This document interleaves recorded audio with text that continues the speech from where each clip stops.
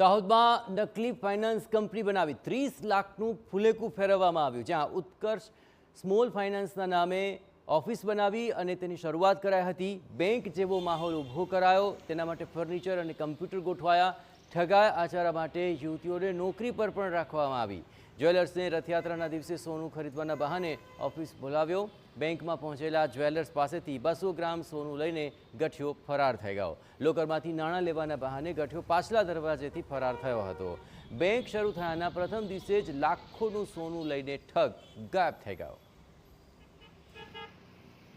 ઓફિસમાં ગયા બાદ વ્યક્તિએ જે સોનું હતું એ કીધું કે મને સોનું આપી દો, હું મારા અંદરના રૂમની અંદર જઈ લોકરમાં મૂકી અને જે પૈસા કે તમારું પેમેન્ટ છે લઈને આપી દો આપને। એટલે એ ઓફિસ અંદરથી તે એક અંદર બીજું બારણું હતું ત્યાંથી અંદર જાય છે અને ત્યારબાદ થોડી વાર પછી જે લોકર રૂમ કહેતો હતો કથિત લોકર રૂમ, એ કથિત લોકર રૂમનો એક અન્ય પણ દરવાજો હતો પાછળની બાજુ, તો એ દરવાજેથી માણસ નીકળી અને પોતે ફરાર થઈ જાય છે।